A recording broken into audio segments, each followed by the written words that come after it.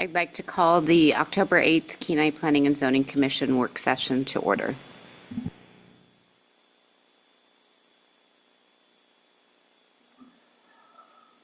Thank you, everyone, for coming to our work session this evening on conditional use permits.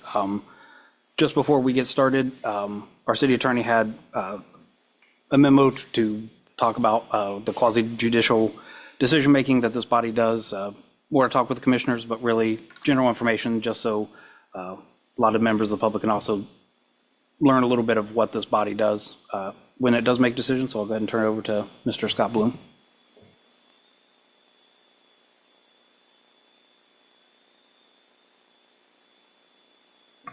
Thank you, Chair Earsley and Commissioner Woodward. I wish there was more of you here tonight, but I just wanted to, we do kind of annual training with our commissions and committees every year, and I thought this might be a good opportunity since we were having the work sessions just to talk about quasi-judicial decision-making and what's required by law for the commission as far as their findings are concerned. And so one of the differences between quasi-judicial decision-making and legislative decision-making is when you make a legislative decision, it's basically like a broad policy decision. Maybe you're making a recommendation, in your case, to the city council as to whether or not they would pass an ordinance or, to change a law that might affect all property owners in the city. But when you're acting in a quasi-judicial capacity, you're acting more like a judge, like at a courthouse almost, in regards to somebody's personal property rights.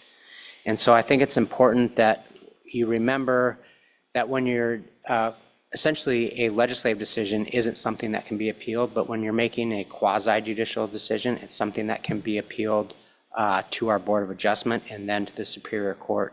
And there's actually case law that requires that when you make a decision, that the decision be explained in enough detail with sufficient findings that a court that reviews your decision can understand why you made your decision and how you determined the evidence before you. And so I have seen that there have been some decisions recently where members of this commission have voted without explaining why their vote is either in favor or against a conditional use permit. And I just want to remind you that it's really important to explain your decision in relation to the facts that are before you. And when specifically with conditional use permits, what you're going to be talking about later, there are 6 criteria that are in code that the commission has to decide whether or not a conditional use permit should be granted or not granted. And it's important that when people come before you, whether it's the petitioner for a conditional use permit or members of the public that are bringing facts to you, that you explain how you considered those facts and maybe what you weighed more heavily than other facts, and most importantly, again, why you made your decision as to the 6 criteria in code. And so I would like to reiterate that it's important that each individual commissioner explain their vote and that the commission as a whole explain their vote as well. One thing that is important that I don't think this commission utilizes very often is when you're making a quasi-judicial decision, you don't have to vote immediately. It's fine to adjourn into what is called an adjudicative session, which is different than an executive session. When you're making a quasi-judicial decision, you are always allowed to adjourn into an adjudicative session with the entire commission and maybe the planner or the city attorney or anybody else that you would like to include. And that gives you the opportunity away from the public to talk about the facts and the evidence that was presented to you and how they apply to the 6 criteria that are in code. And then it gives you an opportunity to listen to other commissioners and maybe listen to the planner or whoever else was invited into the adjudicative session, and allows you maybe to write down findings that you can read onto the record. And if, for example, the decision was unanimous, you could just adopt your findings. But what's happening a lot is the planner's making findings the planner's not actually making findings, the planner's proposing findings to the commission. And there's not really any, you don't have to agree to them, and there's no reason to agree to them. He's just trying to help you make a decision and apply findings to those decisions. But there's no weight to what he proposes. So I just want to reiterate that it's fine for you guys to disagree with the planner and make your own findings as long as those findings are supported by substantial evidence that's presented to you. I don't know if there's any questions. I was hoping there'd be more members of the commission here today, but I don't know if you guys have questions or if there's anything that you have questions about or want more help with. Even when you go into an adjudicative session, it doesn't have to happen that night. Like if the meeting's going late and there's been a lot of testimony and it's 11 o'clock at night, you can adjourn into an adjudicative session and take it up the next day or even the next week. So I don't want you to feel pressure that you have to make a decision on the fly now. I think it's much better to take a break and really think about it and go over the evidence together or even individually just in your own mind. So I don't want you to feel like you have to make a decision right away when you're making an adjudicative session decision, like for a conditional use permit or any other type of individual property right. And I did draft the memo, and I think it lays everything out that's there, but I'm happy to answer any questions if you have any.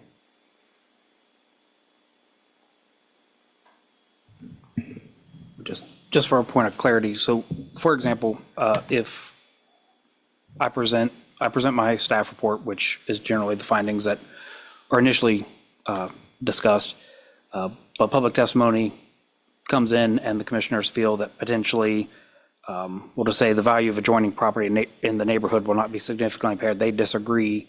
If I say, no, I don't think it does, but the commissioners disagree, they could say, citing certain testimony, that they find that that one section of code is not met, and that's why they would turn it down. That's absolutely correct. I think the important thing is not to just say as a blanket statement. I think that the value of the adjacent properties would be significantly impaired.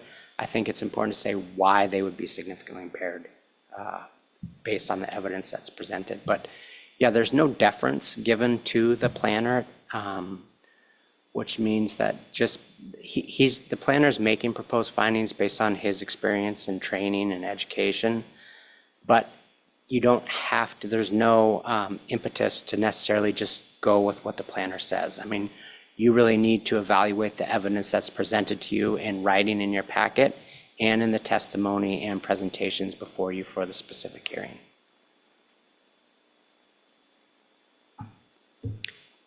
I probably shouldn't say this, but several times when I've listened to, especially things from neighbors and such, I think about it too in would I want that by my house?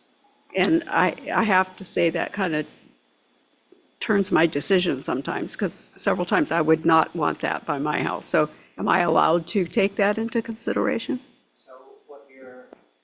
What you're allowed to take into consideration is your general experience in the community, but no, just because you wouldn't want that, the burden is on the applicant to state why they meet the 6 criteria in code.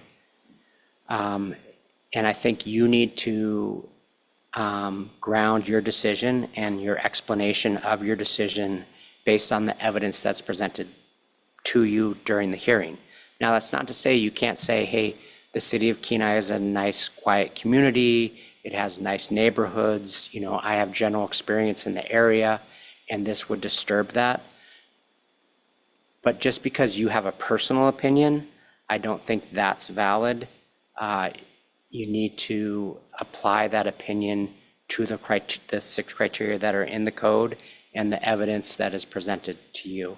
And you're always given the packets before the meeting, and I'm happy to meet with you individually prior to the meeting if you have questions about, the way you're feeling based on the evidence that's presented, and help you come to a conclusion that meets the requirements of code as well as the judicial decisions that our Alaska Supreme Court has provided that, kind of constrict us a little bit more into how we make these decisions.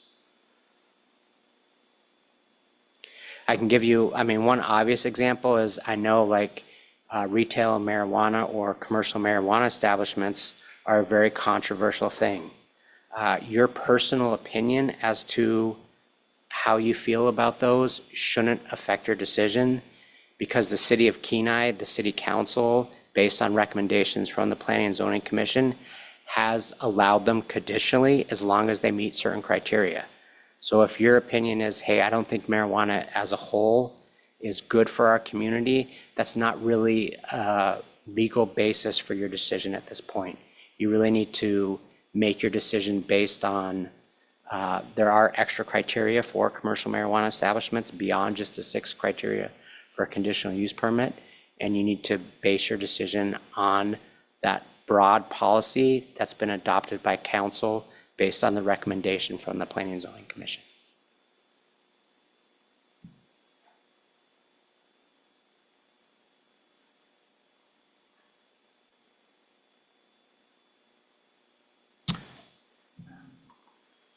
All right, well, that's all I have. Thank you.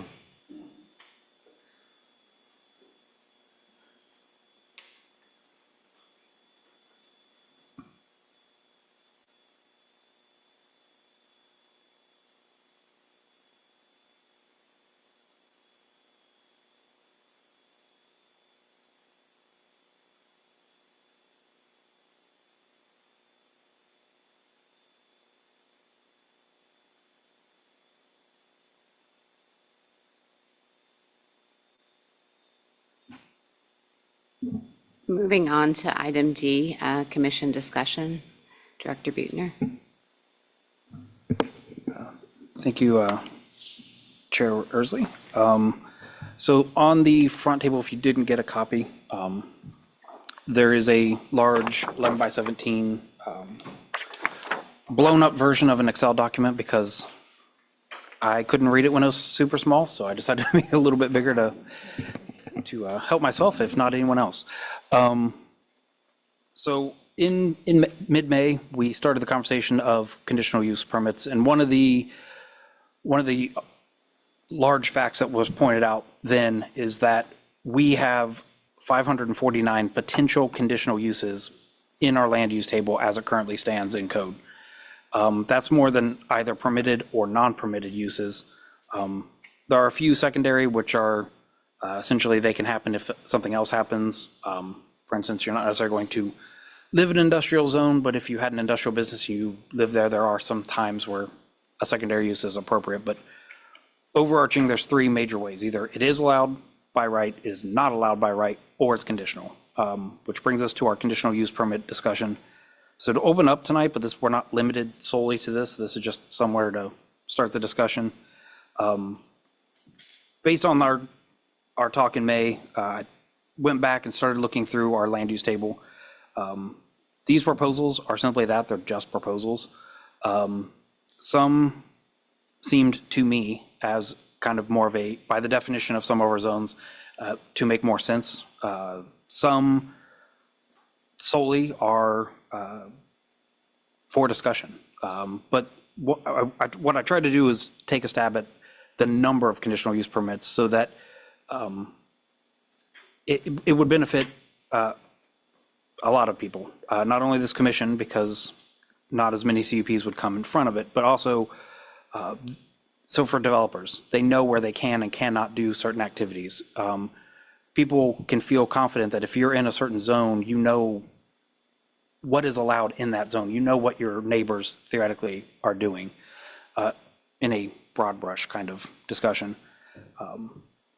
And like the city attorney mentioned just earlier, that there are certain things that will always be conditional, like marijuana establishments, and that's because they have more conditions based on their nature as to where they can be located, in terms of in proximity to schools, parks and whatnot.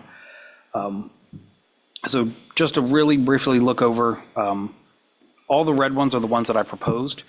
The strikeout is what it is currently, and the one that is not struck out is what I would propose it to be. So you'll see that I did actually add a couple conditional uses, but for the most part, I was trying to take them away from certain areas.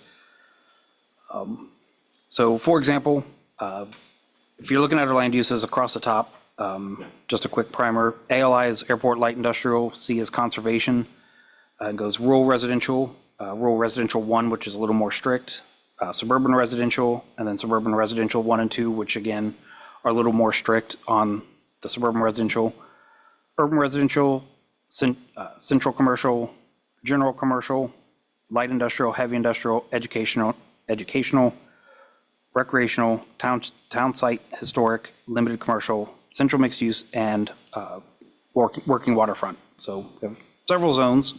If you look at our map, it is quite colorful.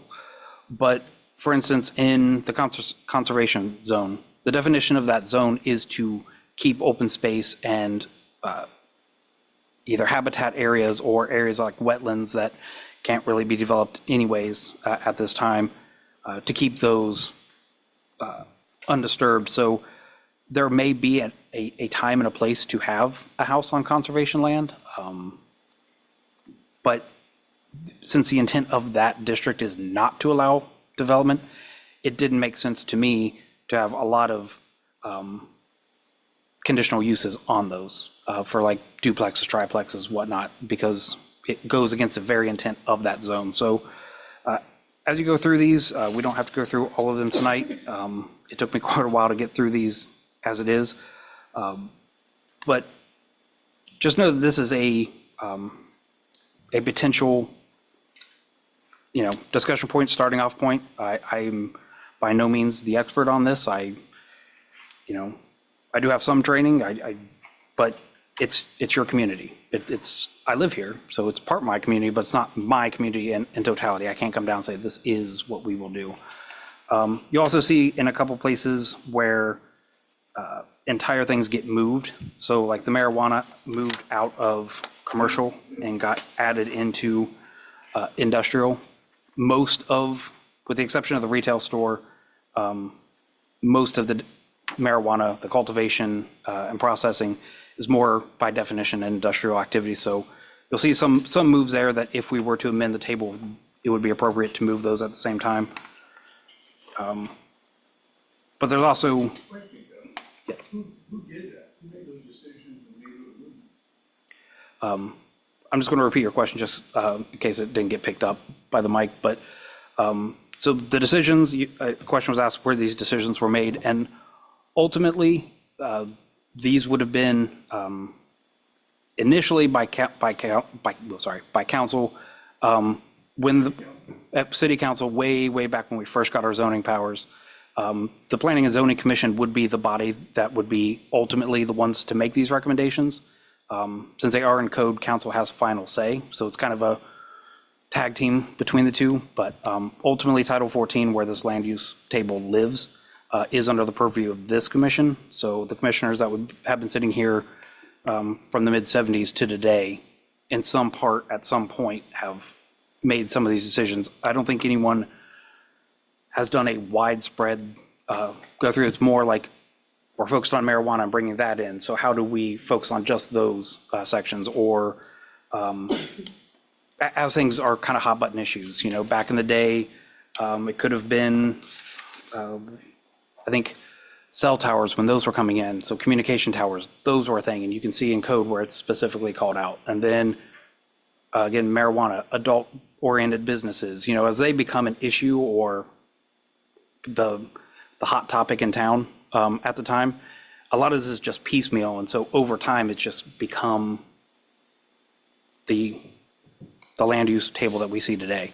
So I don't think anyone made any one singular decision. I think it's just been collectively over about 50 years of decision making. So we're going to be starting a comprehensive plan rewrite in the next, I'll say, 9 to 12 months potentially.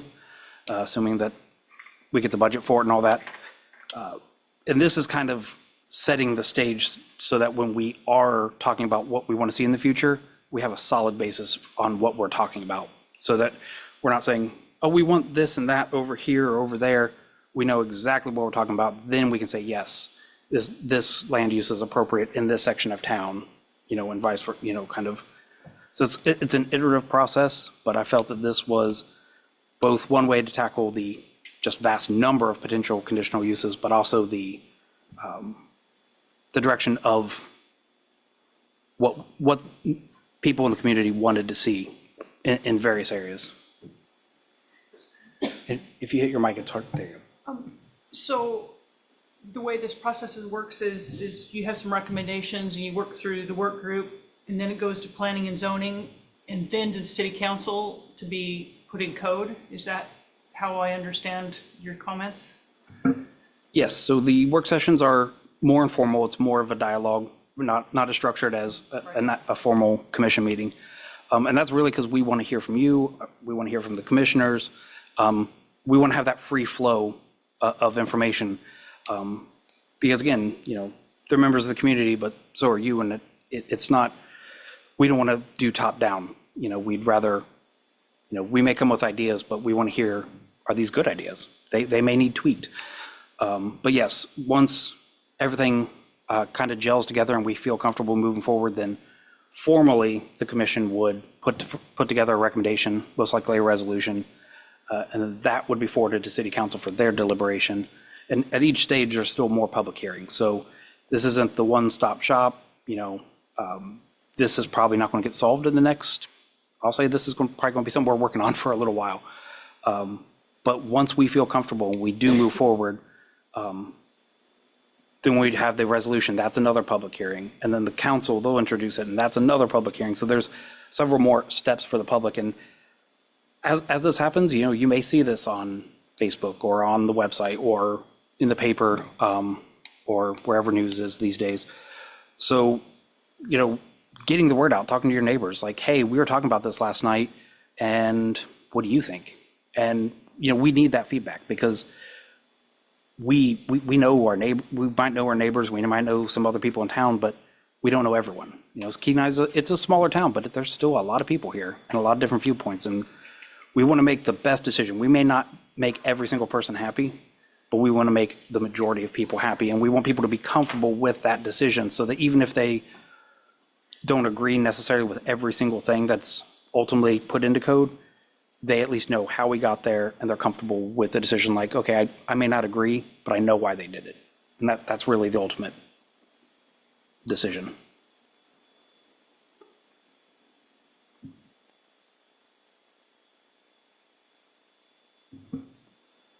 But this was one section that I wanted to bring up. It's a lot to digest, so if you want to take a couple minutes and look at it, and if you had any questions, but if there's other opportunities, things that you might want the commission have me look into on conditional use permits, that is a decently sized section of our code, and there's quite a bit. So there are the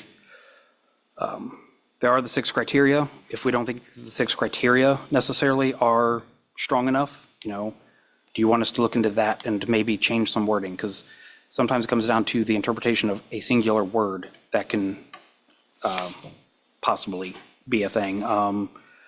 It goes all the way, so the process for a conditional use permit is we get an application. As staff, we review that everything is done, complete, based on our checklist that we've made that's been vetted over the years, added to and tweaked as necessary. Once it's done, then myself and my staff, we go through and we look, does this meet the intent of code? These 6 different criteria that are set forth. Once we come up with our findings, like the city attorney mentioned earlier, we put together a report, but it's only based on our experience. We may have seen things like this use in different parts of the world.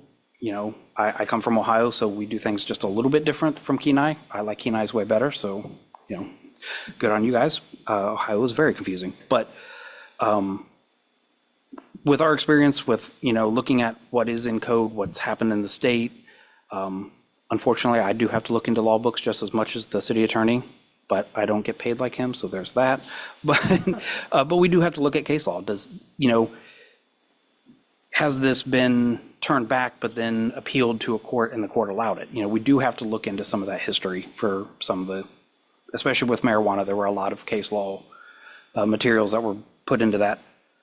So once we put together those findings, we present them to this body. Conditional use permit, that is a public hearing, so it does get noticed in the paper, also put on our website. Once those are out and the public comes in, we hear public testimony either on Zoom or here in person. If no one shows up at that hearing, that's really the chance for the public to weigh in. For neighbors, we do notice the neighbors specifically. It's a 300-foot buffer. 300 is pretty standard, and most,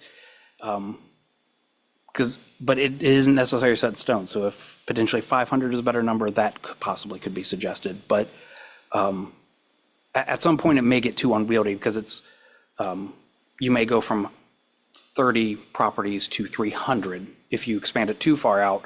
But in some cases, it may make sense if there's only one way in and out of a place that, in theory, an entire corridor could be impacted based on a conditional use.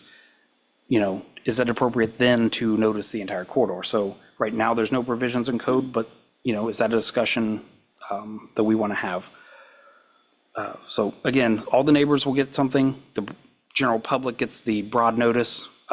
It's on our website, which we keep up to date. It'll be 1 week before our meetings, or I'll say 5 days. So generally by the Friday before our meeting, oftentimes it's Thursday night, that we'll have the entire packet up there for a formal commission meeting. And that's what's going to be is presented to the commissioners, so they have time to read and digest what's going on. And it's presented to the public so that if you need a little more detail, because a little card isn't necessarily going to give you a lot of information. And I'm starting to migrate more to informational letters, so they're a little bit longer. I can even throw in a graphic or two that's a little bit easier to understand. It costs the same to mail out either way, so to us, it's not that big of a deal, and I'd rather have people have the information that they need to make a decision. So anyways, that gets posted the week before, usually Thursday or Friday. Wednesdays are our meetings. We meet here at 7 o'clock and we discuss. And again, if no one in the public shows up either online or in person, the commission can only then go with the information that they have. And if they have looked into other information, if they talk to the city attorney, they can bring that to bear as well. But then that's when they make their decision. So that's why public testimony is really important on these, because if they don't have the information, they can only make the decision based on what they do have. Their decisions are appealable. 15 days, that's built into code, so that if there's an aggrieved party, whether that may be the applicant themselves, if they turn it down, it could be members that don't think enough evidence was given. So there are proper channels for that. If it does get appealed, it goes to the Board of Adjustment, which is actually the City Council sitting as the Board of Adjustment. And they will hear that de novo. So no matter what this commission did or said, we have to report it, but they don't put that any weight into it. They hear it as if it's a brand new body. So they're kind of, I'm not going to say replacing our commission, but they're sitting as almost like this commission is, faced with the facts for the first time. And then they decide it based on their experience. And then if it's not appealed in that 15 days, then it goes forth and it's allowable. There are provisions in the conditional use code that look into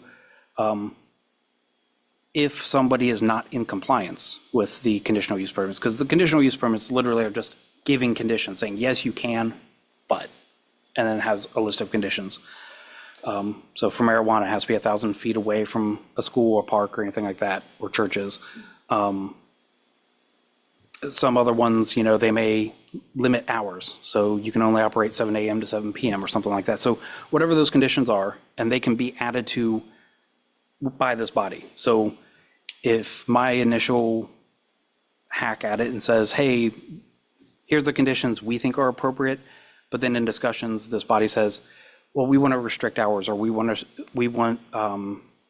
like site obstructing fencing, so that people don't have to see this use necessarily. Like they know it's there, but if you have a vinyl fence or something, you don't have to look into a business or something. So once those conditions are set, and if they're approved, they kind of go forth and do their development. If there are complaints, let's say this body allows, don't want to pick anything controversial, but let's just say, what's conditional use? So automotive sales are conditionally allowed in rural residential areas. So kind of on the periphery of town. Beaver Loop has a lot of rural residential. So if everything was done, and this is pure, we do not have a case, so this is purely just hypothetical.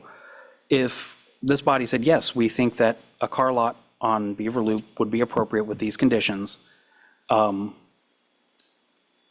the testimony was okay and everything was great and it moved forward and got approved, but then all of a sudden now they're operating a bed and breakfast as well as a car lot. I know I'm just picking up things, but they're picking up something that was not on their conditional use permit. There are also provisions in code for complaints to be brought back to this commission, and then this commission can instruct me to do an investigation. I can't unilaterally do it. I have to be instructed by this commission to do a full investigation. And then I come back with those findings, and it's, they can then take action. They could either, we do notice the conditional use permit holder, so they do have an opportunity to defend themselves. Because even though this isn't a courtroom, you're innocent until proven guilty, but if we want to give them a chance to rebut. So if we say, we have received a complaint based on X, Y, and Z, we are going to be looking into it, but we do want you to bring forth. So maybe people are thinking it's a bed and breakfast, but really it's just the office for their car lot.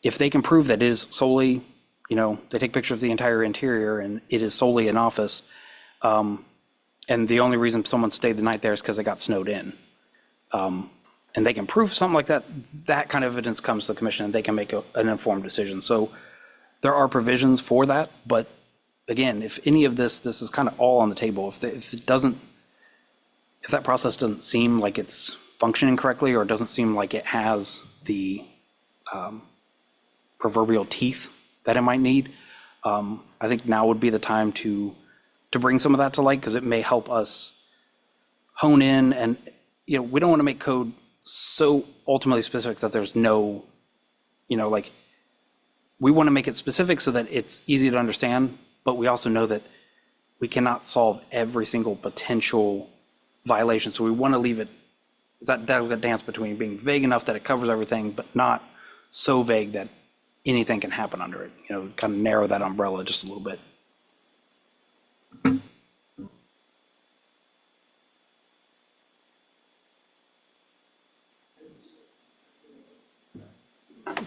Oh, yes, of course. Can you come up to the mic? Thank you.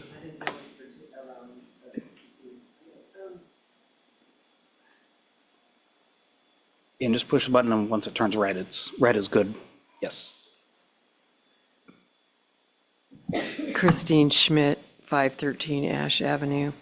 I just want to give you a little history about why there's so many Cs on the land use table. From 1965 until 1984, the Kenai Peninsula Borough did zoning for Kenai. And the original zoning code was the borough code. And then in 1984, the city took over zoning powers, and the borough delegated zoning powers to the city. And the original city code was just the borough code. And at the land use table at the time was full of blanks, okay? So something was either permitted or not permitted, and there, if, basically everything else was a blank, which meant not permitted, okay? So what happened was, I think it was the later 80s, someone convinced the planning commission, city planning commission of the day that because there are all these blanks, that they should be filled with Cs. So that's why you have, what is it, 549 squares that have C in them? That's why, which many of us came and testified at the time that that was BS, and that was not true, because under the borough system, that was not what that meant. A blank did not mean a C. It just meant not, it wasn't allowed, but it wasn't also not permitted specifically. So anyway, that's why there's so many, and it is irritating when you live in a zone and you have so many different activities, commercial activities mostly, that can be allowed in your residential zone. So I just wanted to give you a little backstory there. The other thing is that from my perspective as a citizen who's been coming to many planning commissions over the decades, a main issue that arises a lot is the issue of covenants, restrictive covenants in your subdivision, and people coming in and wanting to put things that, activities, uses that violate your covenants. When I first moved here in the 80s, or early 80s, at the time, the policy of the planning department was to, if there was a covenant that said like no businesses, then, or no chickens, no livestock, then the city, that was actually part of the conditional use process. If you wanted to have a conditional use, one of the criteria on the application was, are there covenants?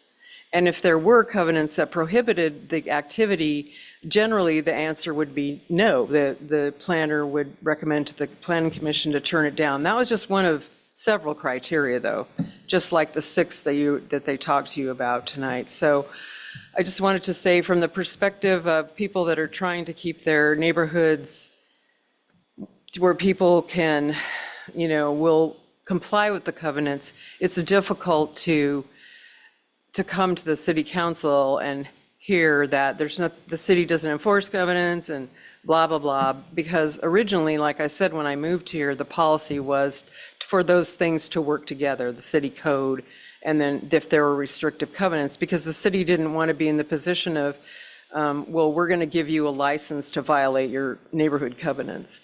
So I would like to see that returned to the 6 criteria.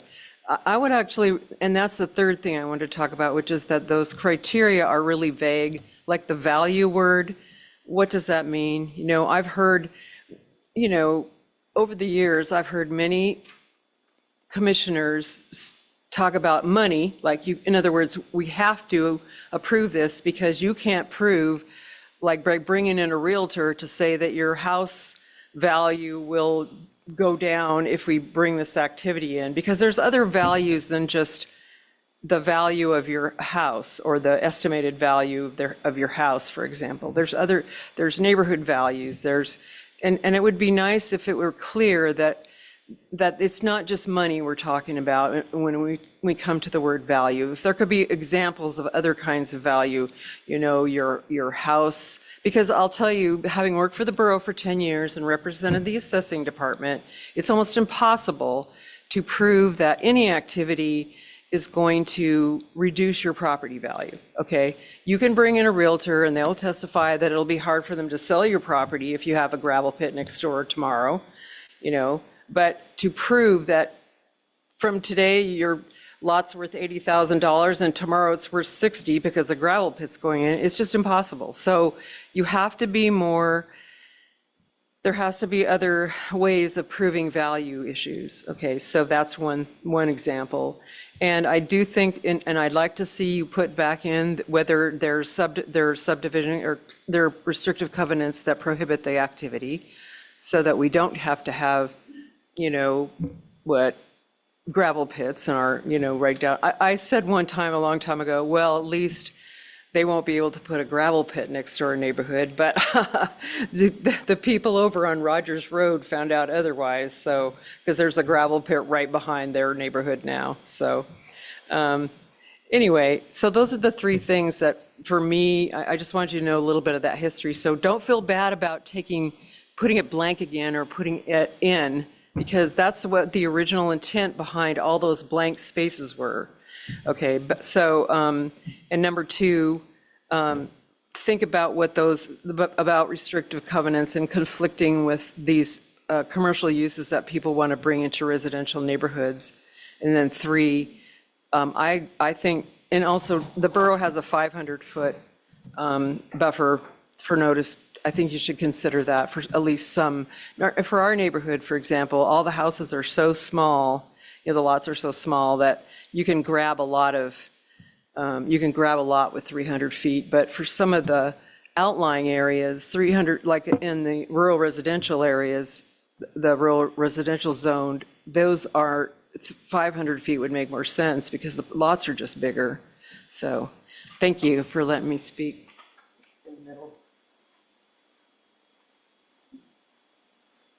Thank you.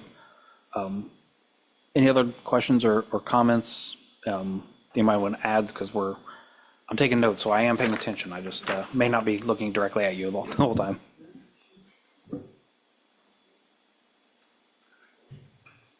Yeah, Kevin, Ron Rogalski, 945 Ames Road. You said a couple things. One thing I was a little confused because I thought this was a work session to work on conditional use permit process. I appreciate that, his Esquire, Scott, gave a training session on that, and that's great. Part of that I heard, I understood most of it. Part of it I don't really care about. It's the application of conditional use permit process and how it's managed and how its oversight has my concern. And I appreciate from the first session that this is not a bitch session. This is not a complaint. Although I will point out that, when you're trying to work a process and create shortcomings and issues that have created rubs, you have to bring out a specific incidents. You can talk esoterically in the sky and it doesn't mean anything really, as you all well know.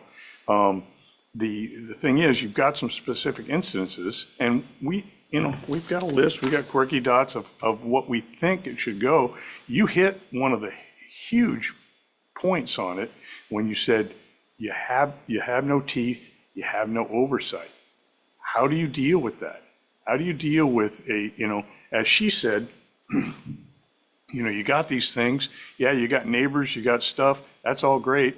It comes to you guys sitting up here and you're not the neighbors, you're not the deal, but you're gonna make the decisions. And then we're sitting there living next door to it or living down the street from it. And how do you deal with that? Like when you have a violation, or a non-compliance with a conditional use, what do? I don't know. I don't think there's an answer, and I'm not sure you can provide one, because previously there has been nothing. And when you go to them and say, well, we're accusing you or we're giving you this opportunity to provide input, that person who has a conditional use permit in total violation of what the permit says, no, that's not true. Oh, well, and I can find my papers and show you the specific incidents. Oh, okay, city says, fine. The person says, no, that's not true. I'm sitting next door to it, looking at it, and I say, okay, who's wrong here, right? I get nothing when I go to the city, and I've sat through, and I'm not throwing out rocks, but at least 3 previous planners, 2 previous, city managers and stuff, it goes through this, and we do the deal. And certainly, I want to, first of all, thank you that are here for doing what you do and being up there. I'm somewhat disappointed that there's a bunch of empty chairs up here, right? There's not at least 4 empty chairs here. We care, And I would appreciate it if more of the actual, board would have been here to listen to some of this.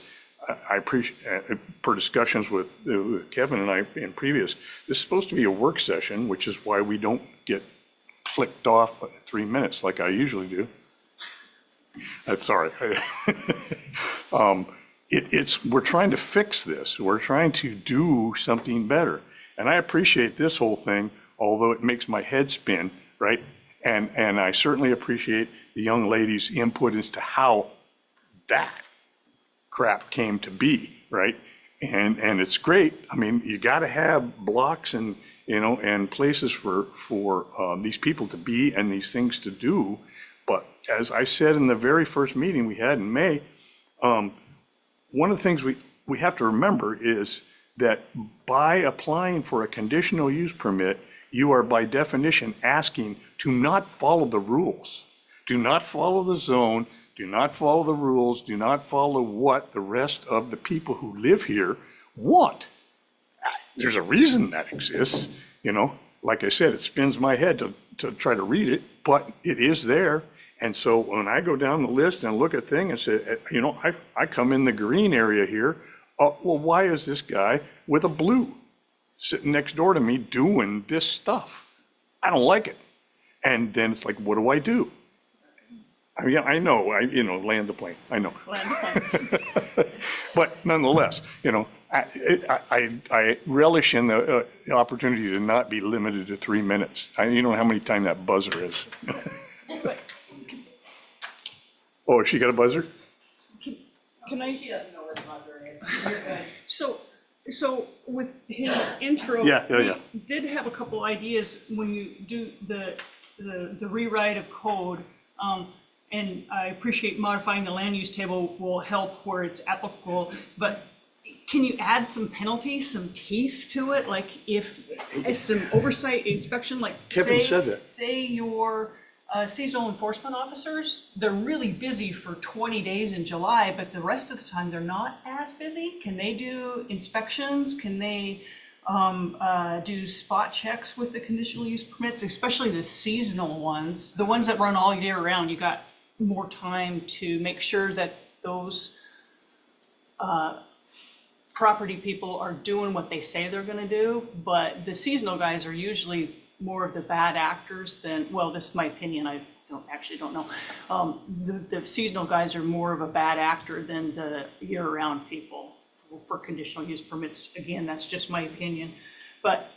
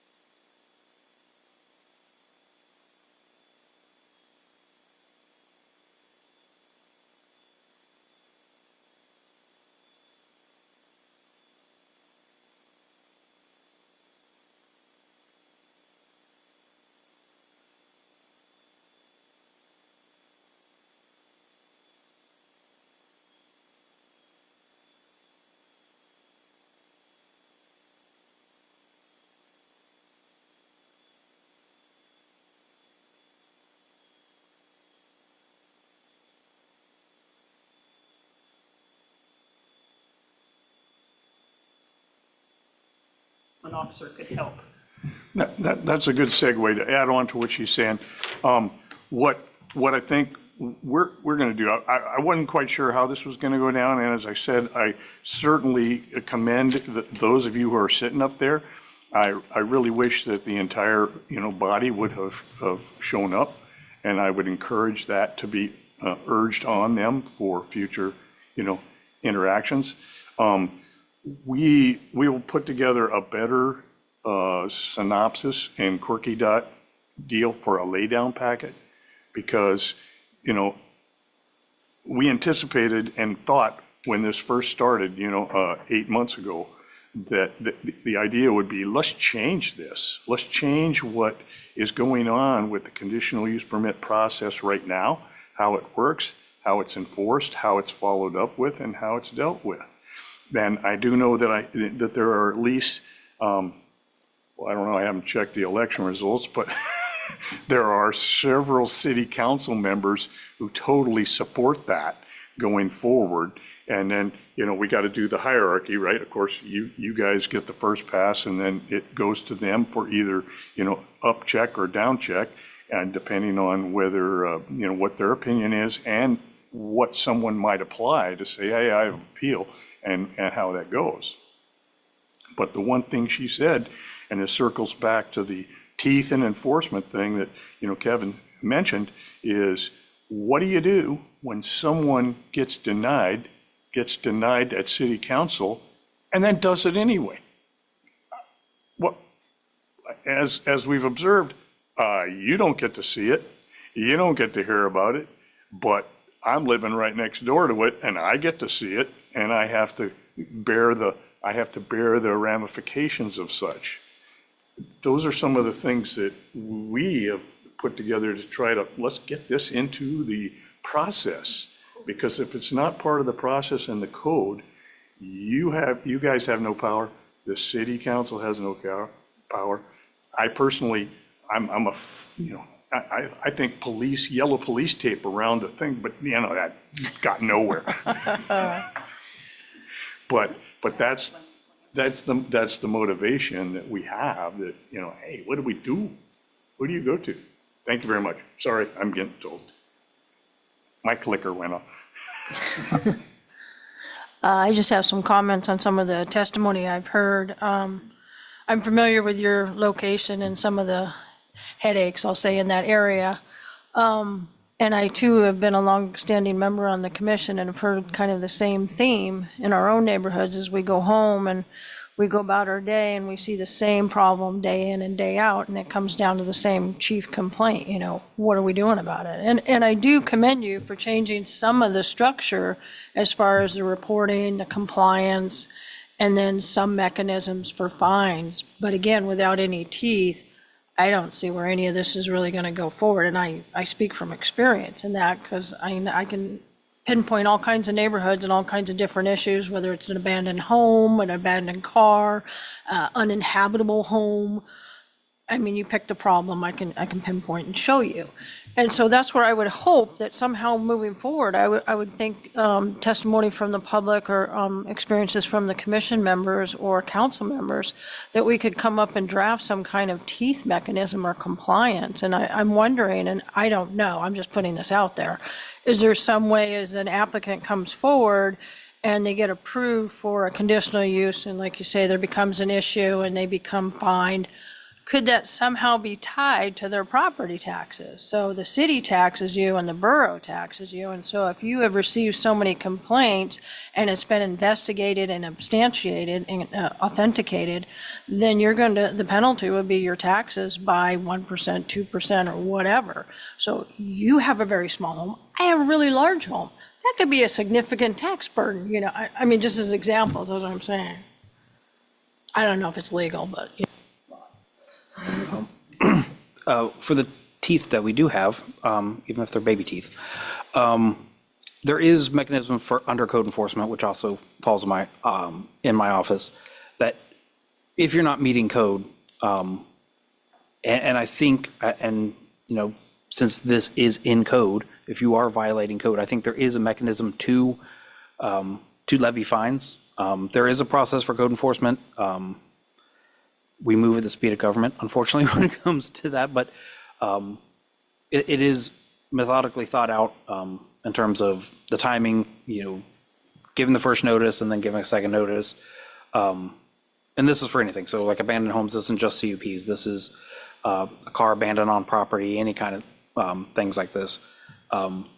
We get the complaint, but we are complaint driven currently. That is the city council wants us to be complaint driven. They've kind of given us that they don't want me necessarily driving around town saying nope, because it could be kind of subjective versus what I think is something versus what is actually impacting people. But I would encourage, if there are, we do have a formal policy that is lined out all the way from the time that either myself or my staff get the complaint, get it in the system.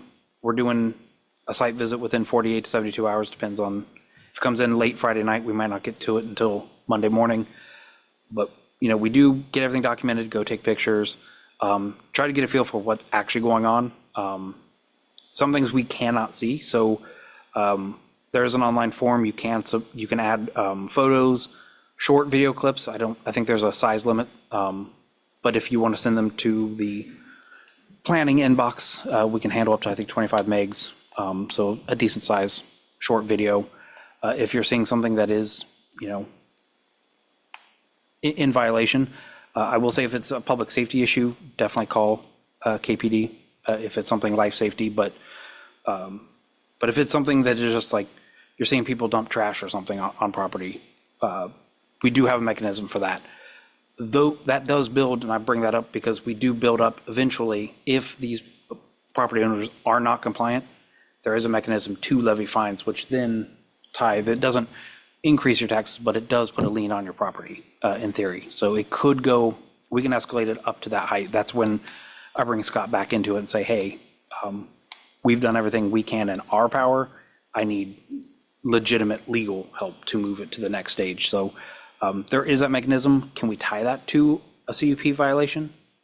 I'm not 100% certain, but that I think hearing the testimony tonight, that may be the next step that we bring back is me talking with Scott. What is legal? What can we actually do here in the state of Alaska? And then do we start crafting the teeth, so to speak? Because like I said, CUPs, they're very broad. The first thing that we saw last time was there's just way too many potential CUPs. So that was the direction I went for that one. And I think hearing the testimony tonight that the next phase of this might be like, okay, we're working on the process, but violations seem to be a weak spot. So let's throw a little weight here, bring some more recommendations. You know, and I can bring all the research that myself and the city attorney do to bring something that's grounded in fact, something that is legally defensible should it get to that level. Hopefully it doesn't, but if it does, is this something he could argue in court based on the recommendations? If we think, yes, this is, you know, we want to shut them down and they're just not shutting down, you know, there could be steps. So I think I'll take a stab at the whole thing, but I think I'm going to really put an emphasis on the violations section, try to come up with some clarification on some of the other, like you mentioned, some of the criteria, potentially looking at restrictive covenants. The only issue I have with restrictive covenants is that while the city itself cannot, we don't set them and we can't enforce them necessarily, we don't know what we don't know. So we can ask the question, but where do we may not as a city know where those restrictive covenants actually live.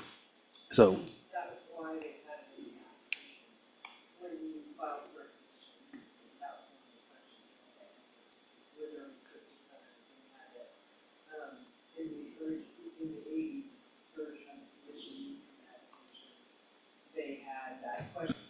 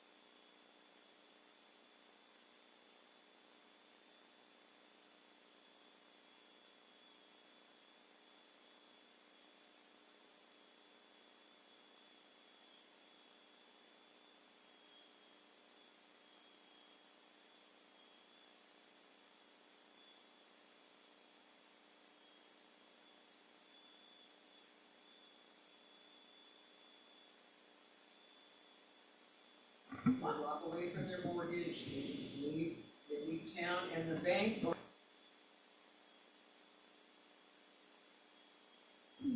I will say that is seasonably appropriate to call them zombie, zombie houses, but, so code enforcement is anywhere in code. So certain things are defined under Title 13 as a public nuisance. I think Title 12 has a few. So it depends on the violation, but if it's in code and generally deals with property, and then we find the violation, and I say property, it's not just houses, it could be cars being abandoned, that sort of thing. RVs are a big one. So in anything like that, if it's reported to us, we find out where it violates code, and then we look at who is in charge of that code. So if it's administrative, if it's something to deal with like maybe an illegal water line, someone's taken water from their neighbor, taken it across property lines, that's technically a city utility issue, but it falls under the administration, so we go after it. But if it's something that's a legal or criminal activity, that's where it goes to KPD because they have jurisdiction on criminal matters. We only deal with civil. So we do our due diligence, and then if we have to refer it off to KPD or the fire department, potentially, we will make that referral. But if it's something else, abandoned property, that's us. So we will start that process. We may pull in other people as appropriate. We may need the fire marshal to inspect it or something. So we will bring in the right parties, but it does start with us. But it is not restricted to Title 14. It could be anywhere in Kenai Municipal Code.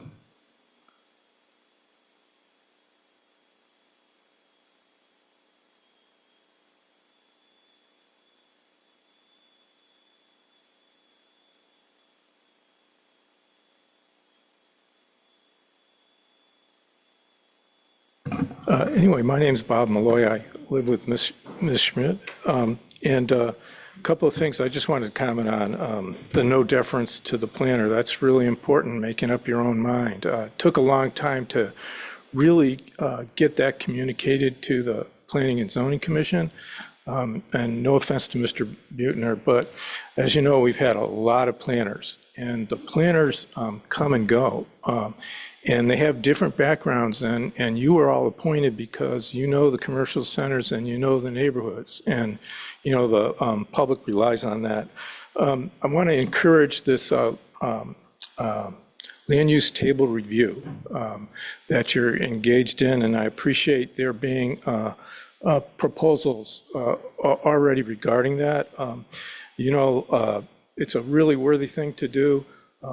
I happen to be involved in one with the neighborhood known as MAPS back in 2010, 11, 12. And that neighborhood has quite a long history. It's between Cinderella and McCollum, you know, and there's a parcel that's 5 acres that's known as somebody's, I don't want to say names, revenge, because, you know, back in the 80s, it was subject to an application for Pizza Hut. And the neighborhood didn't want Pizza Hut there. Pizza Hut ended up the road a ways, and now they're not here anymore. But at any rate, that's because, you know, there wasn't an appropriate a letter in the box. And this goes to that businesses also don't know where they can go. And they just want cheap property, you know? And then later on, there was a brouhaha with a dentist that wanted to rezone it all into limited commercial. Neighborhood would have gone with professional office, which was a C, so that caused them to say, find somebody on council that would help them and start a land use table review for their RR1 zone, where there was an ordinance written, it went, of course, the council sent it to planning and zoning, and it was there for almost 9 months, because you know, there was a comprehensive plan review going on too, and the commission wanted to look at other zones too, and whether things should be changed. And so it ended up, there was an N for restaurants now for our R1 zone, you know, and clinics were out, they were an N too, because, you know, it's not what the neighbors wanted. And if you want to do a clinic, you should know where you can go and where you can't. So I think that's a worthy idea. And it's more like to support zoning, support strengthening your zoning, because, one of the criteria for the permit is it consistent with the purpose and intent of the zone? But your land use table should be that way too. It should be consistent with the purpose and intent of what the residents that live in that zone want for that zone, and there's always been a struggle to get there, but it's really a worthy struggle to do, and a lot of that burden is on you as the commissioners, to do that work. And so the other thing that I wanted to say is that when you start doing that, it's also productive to look at the actual criteria for a conditional use zone, because yes, they are somewhat vague, and maybe there could be some more specificity. And then also, some of the other ordinances that relate to all of this, because like Mr. Buettner referenced the 300 feet, and I don't know if it's true anymore, but at one time Palmer had 1,200 feet, and I think 300 feet's pretty small. There's a lot of areas that might be impacted more by some certain types of businesses, so maybe think about 500 or 600 feet or something like that. And in the past, there used to be a much more robust notice process to notice the people within that, and that's sort of slipped to the wayside too. But anyway, thanks very much for your time, because I agree with the other gentleman. We appreciate what all you do, so thank you.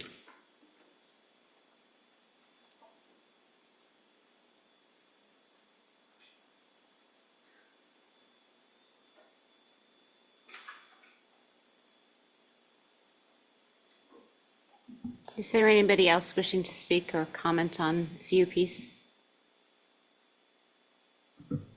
Yeah, again, thanks. Appreciate the opportunity. Thank you guys for being here. Going forward, hopefully there's going to be some more sessions, Kevin. What we will do is I think I might have said this last time, is one of the things, and my wife reminds me of this, I used to tell my people, don't bring me a problem, bring me a solution. And we want to try to do that. And so, as I've said, sometimes you have to use examples, because they're there, right? It's not like esoterically you talk about, well, what happens if, no, this is what's going on right now, right next to me. And each of the people who have that is important input to the deal. What we will do is we'll do a better job of putting together some of our thoughts and inputs in quirky dots to have, and get that to you ahead of time, so that could be in the laydown package. So you have an opportunity to look at that, just like this thing here, going to take me a week to look through that and see what that's all about. You guys are all busy and coming forward and having stuff thrust upon you and saying, okay, you got 3 minutes or you got an hour, whatever, isn't the optimal solution. You need to be able to have this in front of you, and so you can think about it a little bit. So when we come here, it's a smoother, smoother discussion. And anyway, thank you very much. I appreciate your time.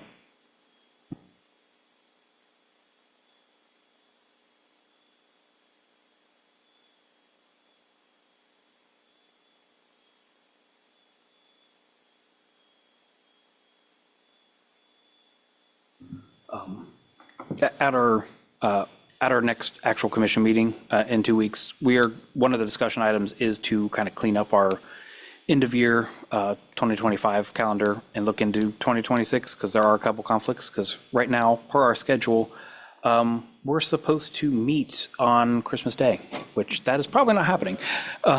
So when we do that, I think it would be appropriate. I'll talk with the chair and the commissioners about scheduling a few more of these work sessions, so they're a little more regular now that, unfortunately, summer's over, and we're going to be stuck indoors. We'd rather be stuck indoors doing something productive. I think strike now while the iron's hot, and we have willing community members to give input, and hopefully, bring your friends, because we want to make sure that if we're going to do this, we want to do it right. I know there's been a lot of planners. I do not plan on leaving unless you chase me out of town, so please don't do that. But I'm too lazy to move, so I don't want to move out of Kenai.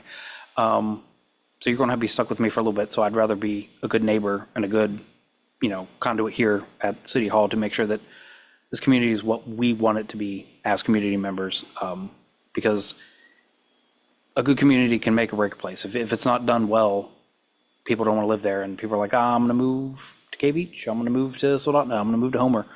And we want people to move here. We want Kenai to be, retake that crown as the crowning jewel here on the peninsula, and we can only do that if we work together to make it better.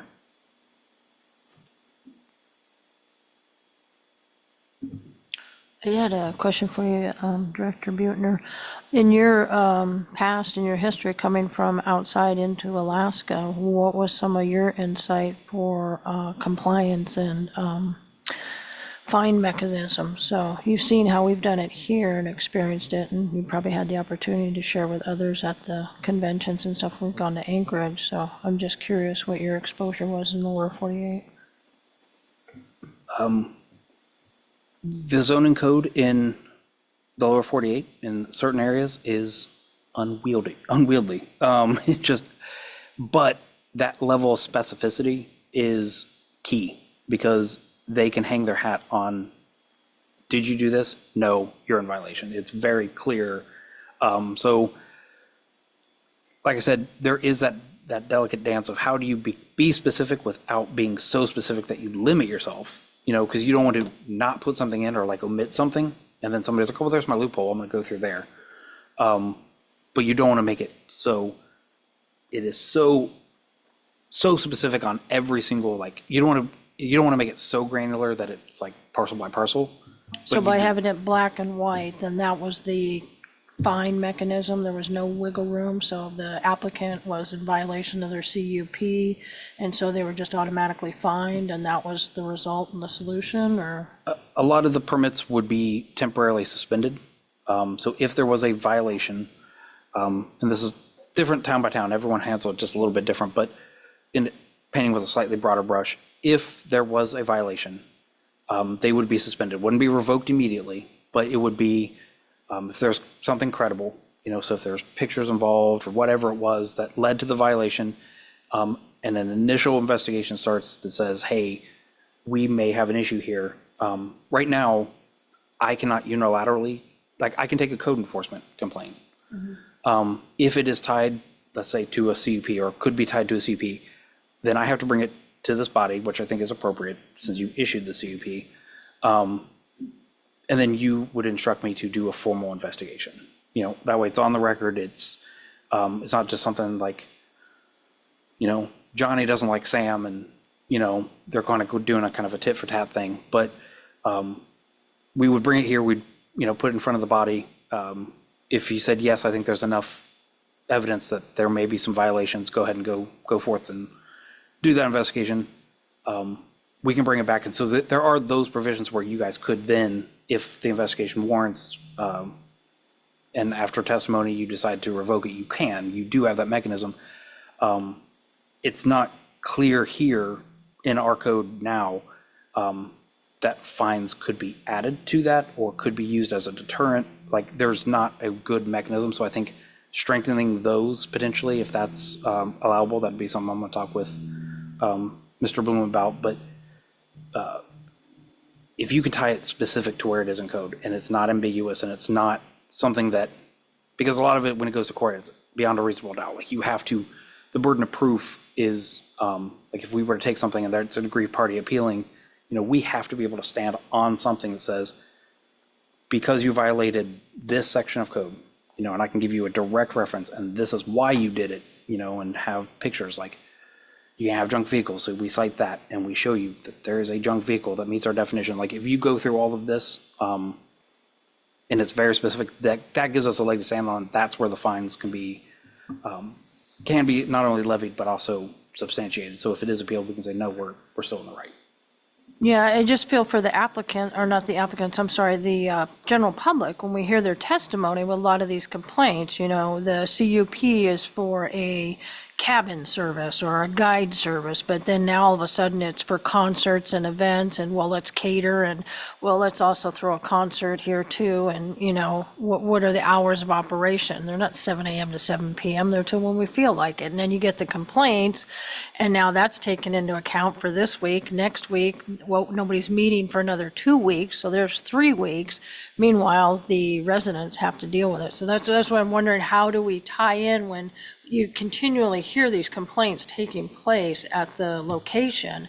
But like you say, the wheels of government grind slowly. So what can we do to improve that? I think that's potentially where we would add additional conditions. So if, for instance, we'll take the guide service, but now they're having loud events, or maybe they're potentially serving alcohol on property without a liquor license or something like that. If there's another violation, if there is a mechanism in the CUP itself as a condition that, you know, and maybe it's just another clause in the CUP that says, this is specifically for this activity and this activity. So it is explicit for what it is, and say that anything over and above this, you know, if, So as these come before us, we might want to keep that in the back of our mind to really dial in what the person's asking for, and the potential to go, well, I got 1 cabin, I'd really like to have 2. I don't have any room for anybody to park anything, but you know, if you want to bring your RV and your boat, that can kind of go over here, but now all of a sudden that's way beyond the scope of the CUP. But you know, how do we flesh that out or eliminate it in the, because we ask those back and forth questions, and like you say, they'll go, oh, no, I'm not gonna do that. But then you hear back later, that's exactly what they're doing. I think we spell out, because we do, right now we have that they follow all federal, state, and local laws, applicable laws. So in theory, they're already bound to our code, because that's local law. So if it does not allow for an RV park, which is defined as 2 or more RVs, and it's happening, that's a code violation. You know, so that, there's that, but, you know, if we put in that if code violations are on this property, whatever this body thinks is appropriate, and again, I can look into what is allowable by law to see if there's anything, because I'm sure somebody has tried to do this possibly and been fought in court. So we want to get relevant case law to make sure that we're not saying we want to do this, but actually the Supreme Court of Alaska says you can't do it. So, Right, within reason, but yeah, I'm just, I see a very common thread, and so I just want to dial in how we can make that correction, what ideas we can come up with. and I think that's, again, go back to their, to the concern is maybe that violation piece needs to be so that it is more immediate. That if a code violation happens, that's what starts the investigation. I don't have to bring it back to this body. I have to inform you, you know, at the next scheduled meeting, and possibly even talk to the chair immediately when it's brought up to me, so that the chair is aware that this is coming on the next agenda as a discussion item or whatever. But I think that tying it to some of our existing processes may help us, because it allows us to move faster and within an already proven framework. But again, we need the public to bring it to us. And if we are seeing common themes, I mean, I think we have that discussion, you know, as a body. Does it make sense that this is even in the zone?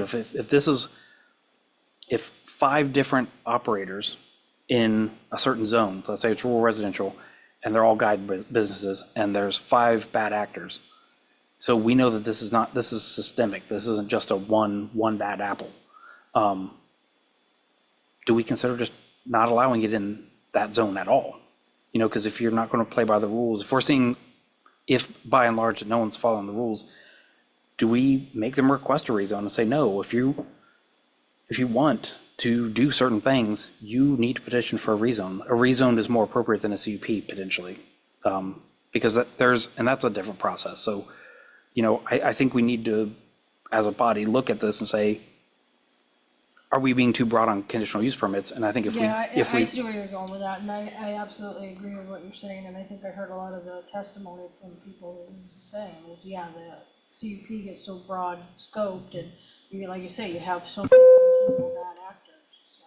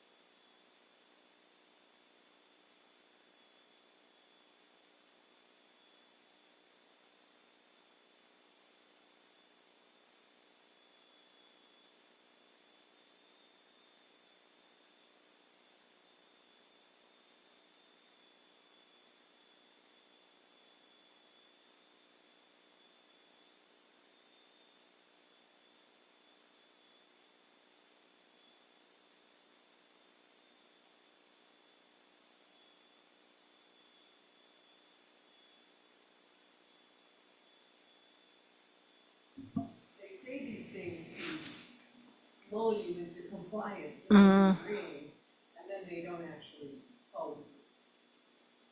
Yeah, I've heard that in the past as they're fleshing things out. I know it came up with the gravel pit operations, and then I think at the marijuana where folks, like she said, were wanting an application and they voluntarily testified, well, yes, I would do this. I was told in some instances that as long as it's on the record, it's set in stone and they're legally bound by it. But yeah, like she says, yeah, as a condition, once it's written and once it's signed off by staff that you've been approved, condition 1 says, condition 2 says, and you're testified to agree to all of these conditions and sign again. Almost to having like I'm not sure if I'm going to pronounce the word correctly, an attestation. How do you say that word? Esthetician. Yes, Okay, where so they have the permit and they've stated what they're going to do and where they're going to be compliant with it. And then on the back end, when they receive the documentation from staff, you clearly identify everything on that document and it's signed off on. Yeah, because I think it's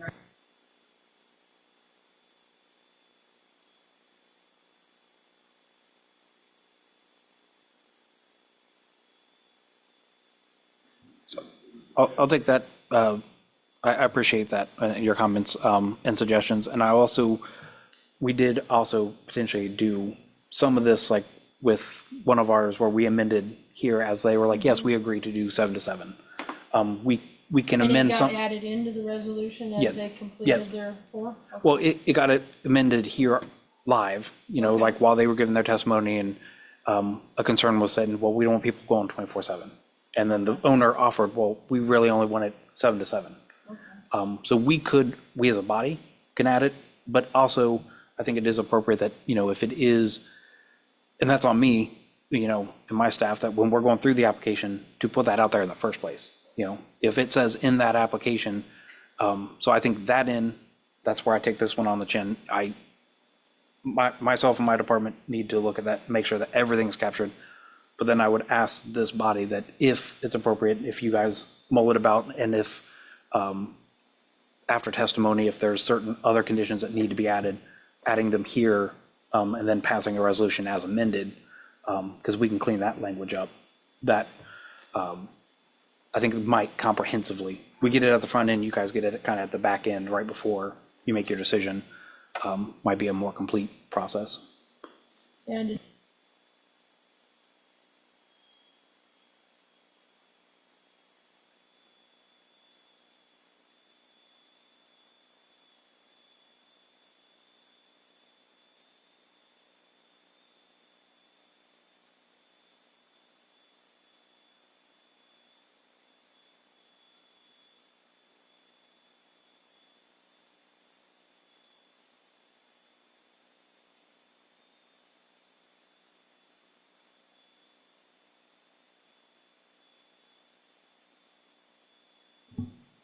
Does anybody have anything else they wish to add?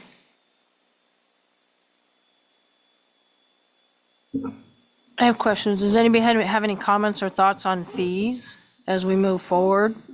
you definitely should find. Just in general, I guess with fees, like the application process. So is there like $100 to start the application? If I want to come to you for a conditional use permit for a daycare center, am I paying a certain fee? I believe, no, for conditional use permit, it's $265. It's $250 plus tax. A significant amount of that cost actually goes just to publish it in the paper, which is roughly 100 or so. I would recommend that you consider having a, I think you should make them pay the cost of notice as well as the publication too, yes. This is their business, they want to be in, sorry. That's kind of where I was going, is I wonder if, as we move forward and we flesh some of these issues out, maybe we should be increasing the fees to entice people. You really want this, and you come prove to me this is what you want, and you're willing to pay for it, not just, I don't care, it's only $100, well, let's give it a shot. I think that you should have them pay for even if you do it, but they have to pay the postage costs to send the notice out and the publication costs that upfront, in addition to the fee that you charge now. Bill, you can build that into it. That's just so low, it's ridiculous, because you That's spend kinda, yeah. so much time on those conditional use permits. It's So- ridiculous. So They're not even paying the postage for the notices. they are paying for the postage and are paying for the newspaper posting. They don't pay for our time. We're just civil servants, so we get paid to do our job. Pay you ahead of time, is that? Yes, with the application, they do pay that fee. So that is just, No, I'm not above the application. no, the application fee, the application fee is only for the mailings and the, No, I think that should just be, and then you should also have an additional fee for the mailing and the publication that they have to pay. Because that's how it's done everywhere else around here. The city's the only place I've ever seen. I worked for the borough for 10 years. They don't, you have to pay like, that's just the fee for the city, the $150 or $200. It doesn't pay for anything like the postage or that. They have to pay that separately. So, Well, and I think if they're being the owners, they would be more vested in the process for themselves. I know that when you do things at the courthouse doesn't do that for you. You got to take your own copies and bring them back and mail them out or get them process served, so. well, when the municipality does the publication and mailing, at least they know it's done. But the applicant, not included in the fee because, like you said, that's part of their business expense. And if they can't afford that, they shouldn't be in business. Let's try to discourage people from being in business. Can't succeed, please. There's so many. budget season will be right around the corner, so there is a fee schedule for that. So I'll talk with the commissioners if they feel that some adjustments need to be made. We probably won't be able to implement it till July 1st with the new budget gets adopted by council, but a review of the planning and zoning fees in general may be a good discussion item in the next month or two as we, can't believe I'm saying this, go back into budget season in the middle of winter. I had an idea on that same thought. If I were to come to you for a conditional use permit for a guide business and you know that you have problem areas, what if we attached, instead of me paying the regular 100 fee, is you have a special amendment for guide zones that I now have to pay an additional $200? And if I get no complaints in that first year, then I get $100 or possibly $200 refunded. So you're putting it up front that you're going to tell me you're going to follow the rules and you're going to be incentivized, but then possibly you could also be refunded. I mean, that might be a different mechanism to look at a positive. So we're not negative and discouraging business, but we're also putting a mechanism up front to tell you to follow the rules.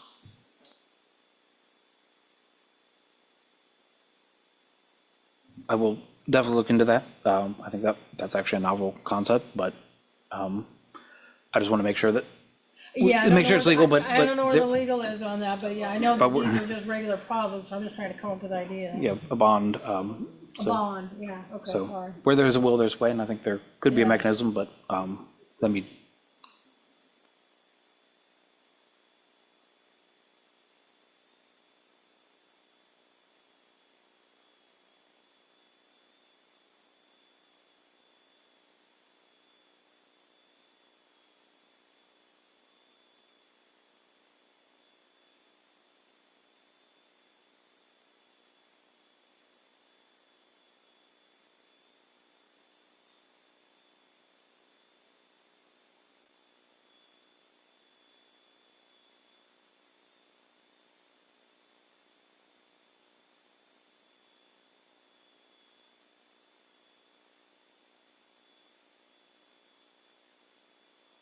If there's nothing further, we'll call this planning and zoning work session adjourned. Thank you for coming.